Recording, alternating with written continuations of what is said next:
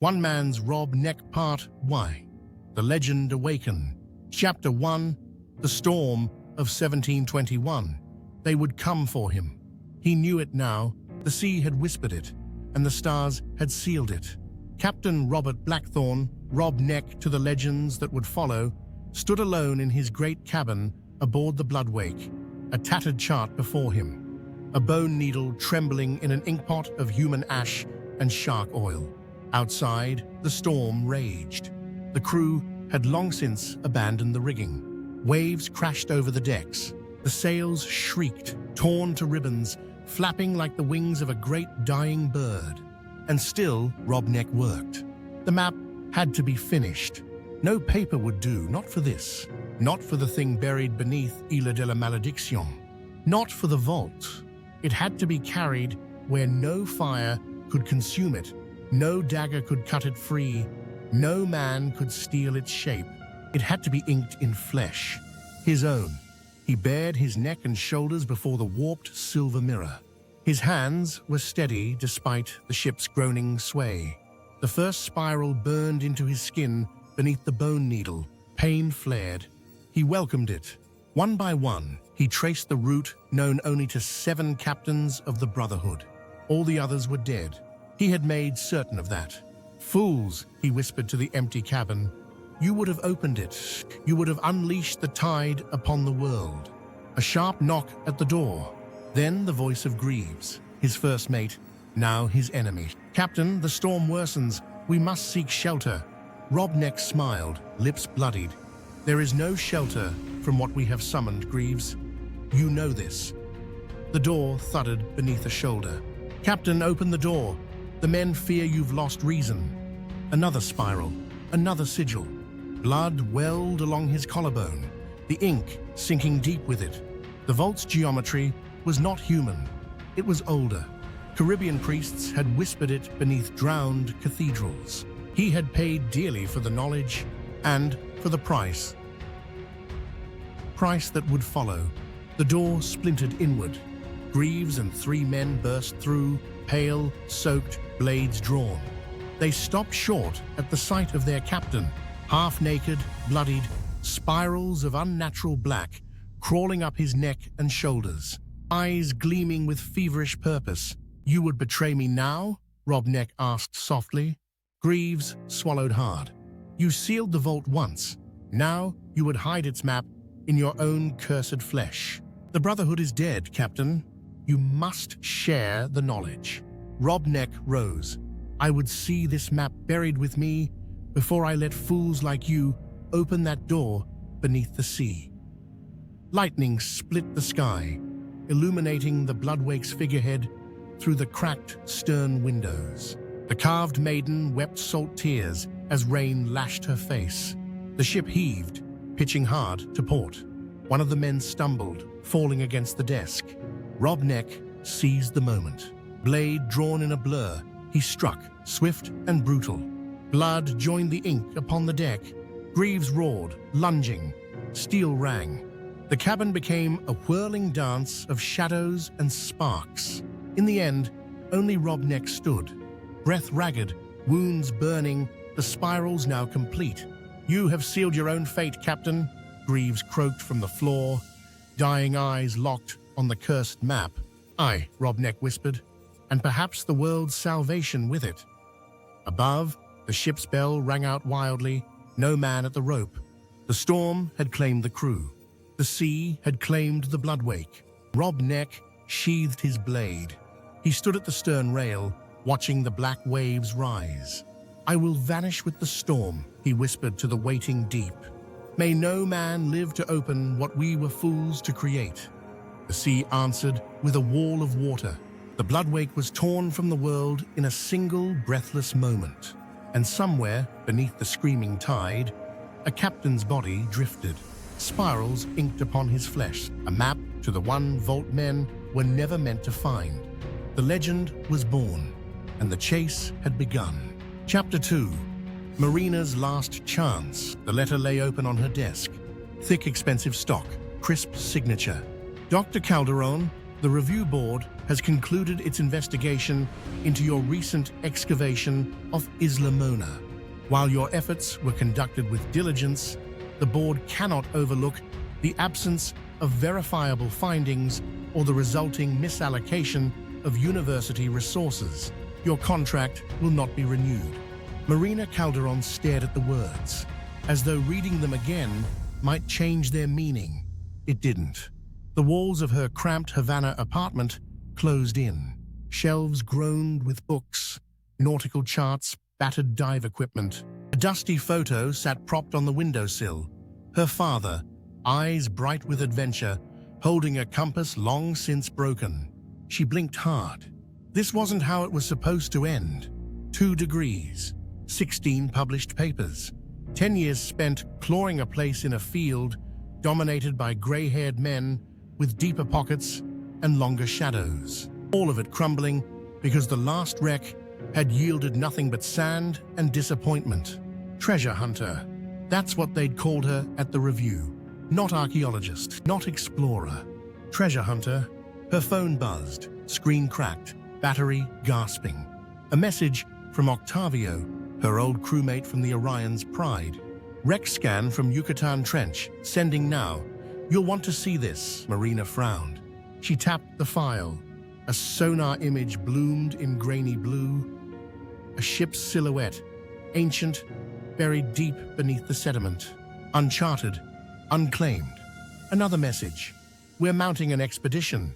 No university backing, private sponsor. You in? Her pulse spiked. No time to think. No time to weigh the risks. Her academic career was gone. The safe path was gone. All that remained was the deep. She typed, I'm in. An hour later, her battered duffel was packed. Dive gear. No tea. Her father's old compass, useless, but she never dived without it. She slung it over her shoulder, pausing at the door. Eyes lingered on the photo. Wish me luck, Papa? She whispered. Outside, Havana pulsed with humid life. Motorbikes roared past crumbling colonial facades. Vendors hawked rum and roasted maize beneath faded awnings. Marina pushed through the crowd toward the harbor, toward her last chance. Orion's Pride waited at the dock. She'd crewed her before, a rust-scarred research vessel held together with patches, luck, and Hex Delgado's genius for coaxing life from dead systems. The ship smelled of diesel and salt. Home. Octavio met her at the gangway, grinning. You came. No other game in town, Marina said, voice tight. His grin faded as he saw the wear in her eyes. Rough week? You could say that. Hex greeted her on deck, wild curls tucked beneath a frayed cap. We're lucky to have you, Calderon. This site's strange. Deep trench, weird readings. Feels wrong. Marina arched a brow. Define wrong. Cold. Too cold. Like the water's watching you. She should have walked away then. She didn't. Below decks, she met the rest of the lean crew. Young divers, a salvage operator from Belize, and one unexpected passenger, Jonas Drake. Once a lauded historian. Now, a ghost of a man, eyes bloodshot, clutching a leather-bound journal like a lifeline. Marina stiffened. You didn't say we'd have a madman aboard. Octavio winced. His private sponsor is footing half the bill. We needed him. Jonas glanced up. You're Calderon, aren't you? Daughter of Javier Calderon? She froze. You knew my father? He spoke of the vault. Her pulse hammered. Vault? Jonas smiled faintly. You'll see. Marina clenched her jaw, forced herself to turn away. There was no vault, no map, no cursed legend. Just another wreck. And her last chance. The Orion's Pride cast off at sunset. Havana's lights dwindled behind them, swallowed by the vast dark. Ahead lay the Yucatan Trench, and beneath it, something that would change everything. In her cabin, Marina unpacked slowly. Last came the broken compass. She turned it over in her hand, cracked face, needle unmoving. For a moment, the needle twitched. She frowned. Then it stilled. She set it beside the bed, heart heavy. One dive, one chance, no turning back. Chapter 3, Signal in the Deep. Orion's Pride cut through open water, her engines humming beneath the hull. Marina Calderon stood at the bow, wind in her hair, eyes fixed on the endless horizon. The first night had passed in tense silence. Jonas Drake kept mostly below, muttering to his journal. Hex Delgado hovered in the sonar room, eyes glued to glowing screens. And Marina, she couldn't shake the feeling that something had already found them. She ran her fingers over her father's broken compass. The needle remained still, but in the pit of her stomach, something shifted, the kind of feeling every diver learned to trust. Late afternoon, a shout echoed from below. "Marina, you'd better see this." Hex, she hurried down the narrow stairs to the sonar station. Hex hunched over the console, sweat beading his brow despite the icy chill in the room. Jonas lurked nearby, as though drawn by the same unseen pull. On the main display, a wash of blue-gray waves. But in the center, a shape. Faint, large, angular where no rock formation should be. Hex jabbed the screen. Picked it up 2 minutes ago. Moving into the trench now. Marina frowned. This trench wasn't on our charts. Hex swallowed. That's the thing. It shouldn't exist. The bottom plate here was mapped 30 years ago. No trench this deep. Jonas leaned closer. Eyes wide, voice dry. Orion's mouth. Marina stiffened. What? He flipped open his journal. A brittle page revealed a hand-drawn map, spirals radiating from a black gouge in the sea floor. Orion's mouth. The name scrawled in faded ink. Robneck's final reference. Said to be the gateway to the vault. Marina's heart hammered. Coincidence. Shh. Certs. Jonas smiled faintly. Perhaps. Hex shook his head. I'm not one for curses, but this signal's wrong. It's pulsing. Marina leaned in. He was right. The sonar image throbbed, waves distorting every 7 seconds. Like a heartbeat. Hex adjusted the gain. More of the shape emerged. A ship. No, beneath it something larger. A layered structure buried deep in sediment. Jonas exhaled. The wreck above is bait. The vault sleeps below. Marina forced her voice steady. How deep? 600 meters, Hex replied. Too deep for standard dive teams. Marina's mind raced. Deep-sea suits, mixed gas rebreathers. A single miscalculation, and they'd be crushed. But the prize, the discovery, called louder than caution. She looked at Jonas. You believe it's real? He met her gaze. It's more than real, it's waiting. The comm buzzed. Octavio's voice from the bridge. Marina, better get topside. We've got company. She bolted upward.